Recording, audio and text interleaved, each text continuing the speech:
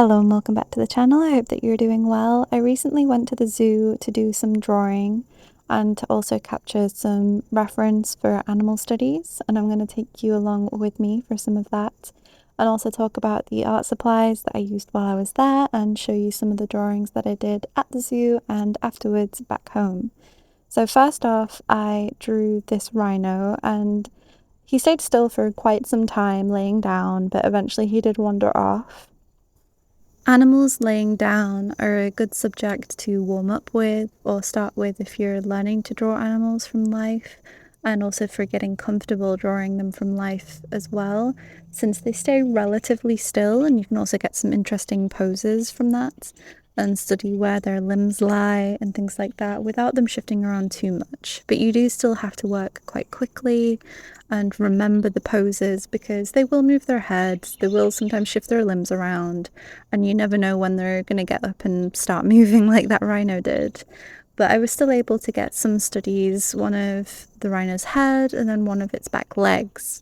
And I tried to focus on the gesture of the back legs when I was studying those, as I'm not that familiar at all with rhino anatomy, especially when it comes to the legs. I was focusing on just the gesture and the simple shapes that I could pick up on as I was working quickly. And we also found that a lot of the animals were quite relaxed and sleepy when we went, just because of the weather. We picked the coolest day we could, but at the moment it has been so hot. It's been heat wave after heat wave, as I'm sure a lot of you can relate to. And even though we picked the coolest day, it was still absolutely boiling while we were walking around. Even in the shade, we just felt like we were getting no respite from it. The only real way that we could keep going was to try and find places with AC to cool down before we moved on again. And as someone with chronic fatigue syndrome, or ME, it also provided an extra struggle as well for me, and having to manage my health as we were moving around, which I'll talk about a little bit further in the video as well. But the zoo itself was a wonderful experience. You could tell that all of the animals were really well cared for. They also, as you can see here, they were showing and talking about some of the enrichment practices they do. So they put up the food for the elephants really high up in order to simulate or emulate, I'm not sure which way around it is, the eating habits that they'd have in the wild, and them actually having to reach up for their food. So the elephants were really active. Some of the other animals that were really active were the gorillas, the meerkats, the lemurs, the giraffe to an extent were as well. The lions were fast asleep. But whenever I've been to the zoo, even when it's been cool weather, most of the time the big cats are relatively calm and sleeping or sitting, as they like to sleep for extensive periods of time.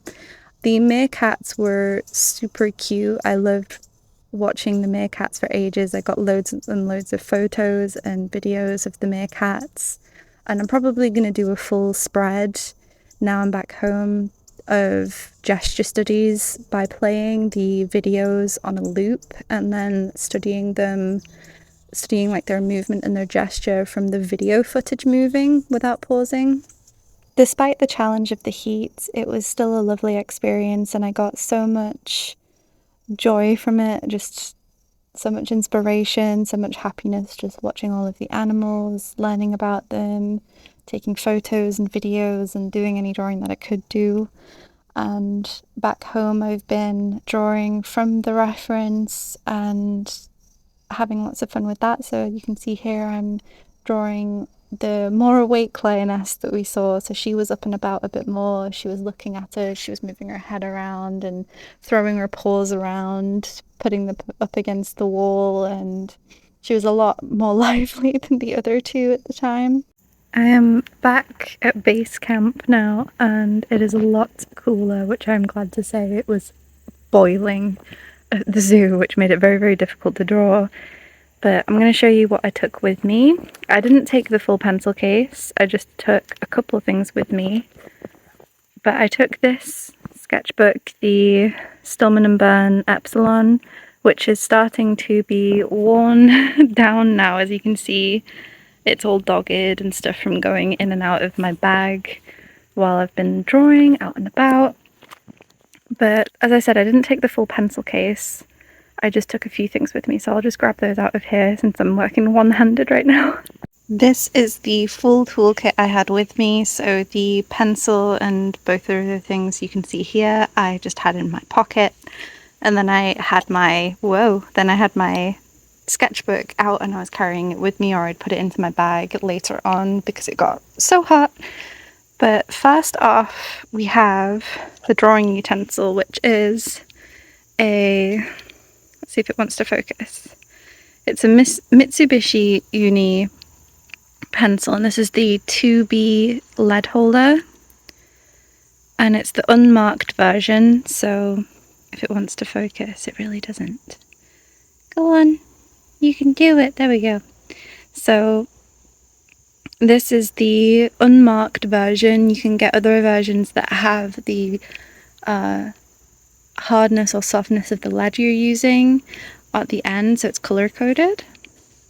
This has Mitsubishi Uni 2mm lead inside it, so this is a clutch pencil, and the lead can retract or go out to whatever length you want. And I have the 4B lead in this. I've always wanted to try the softer end Mitsubishi 2mm leads, but the 2mm leads are really, really difficult to find back home. But here they're available on a bunch of different art store websites, so they're a lot easier to get hold of here. And I've been really, really enjoying using this. So this was my only drawing material while I was drawing at the zoo, just this 4B 2mm retractable pencil.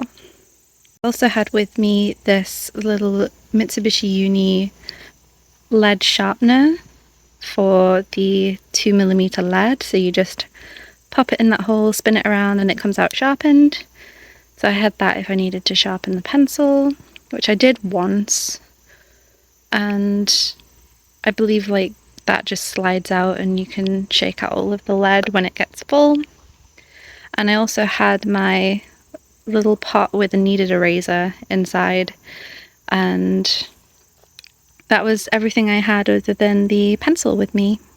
It's starting to get a little bit darker out now, but I want to take advantage of the natural light while I can. Here are some of the drawings I've done. So you'll have seen the rhino head and the legs I did on location, and sadly those were the only things that I actually drew on location at the zoo this time around. It got so incredibly hot that it was just unbearable. I managed to stand in the shade to do these two, but other than that I was just taking mental notes and taking lots of photos and videos where I could. But it's a shame in some ways, but at the same time you got to take care of your health, and it was not a healthy day to be stood up and drawing for extensive periods of time. So the lion here and this shot of the rhino are both from reference that I took later on, and then there's also a little space here that I'm gonna fill with something else. But I'm especially happy with these two. I'm especially happy with the pose that I got in these back legs here. I'm not too familiar with rhino anatomy when it comes to the legs, so I mainly focused on trying to capture the gesture and the simplest shapes that I could pick up, especially for like the toes of the rhino. But I really loved that pose. He had his, like, I believe this one was a male, he had his legs crisscrossed at the back as he was laying down on his side, so that was the hip bone at the top. And pretty much all of the animals were laying down and conserving energy. She was the most active of the three lions. There was a lioness next to her that was just absolutely asleep and just gone. She was living her best life in dreamland because it was so hot, and the male lion was also just chilling under a tree and asleep on his side. So she was the most awake, and she was rolling around and staring at us and kept putting her paws up on the walls. But this guy was asleep. This pose, he was just like pressed against the ground. But at one point he did get up and he started wandering around a bit. So I got some of that footage, which I've put in the video. Some of the more alert animals while we were there were the meerkats, the lemurs, and the gorillas. All three of those were very active and moving around. But other than that, pretty much every other animal we saw was fast asleep or just conserving energy in the heat. In some cases, some of the animals were actually inside, out of public view in order to stay cool, like the snow leopards. But overall, it was a lovely experience, and it's a zoo that I really want to go back to in the future. But even for my own health, we had to cut the day short. So after we got to the snow leopard section, we ended up getting the tram back to the front gates because it was so hot, and it was beginning to be like a health hazard pretty much, especially considering me having CFS or ME, and just for health's sake we had to cut it off there. But we did manage to fit in quite a while of staying at the zoo because we had to go really slow from attraction to attraction as well, from animal to animal. And yeah, it was also the elephants were really awake and moving around and eating, and the giraffe as well were up and about quite a bit. But most of the animals were just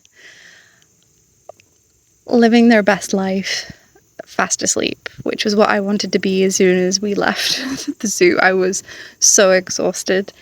So overall, it was a lovely experience, and I'm super inspired now. I have lots of footage to do studies from, and I have ideas for illustrations and things, but I wish I had gotten more drawing done at the zoo. I felt really confident, which this is one thing I'm really happy about. I felt really confident while I was drawing that at the rhino section. I didn't feel embarrassed, even though there were people coming up and watching behind me. Most of them were just passing by. They didn't talk to me or anything, but they did like lean over my shoulder and see what I was doing. So I didn't feel like embarrassed or scared or anxious or anything by that. So I'm feeling a lot more happy with my progress when it comes to drawing outside, especially in public. But again, I wish that I'd managed to fit more in if it was a better day for drawing.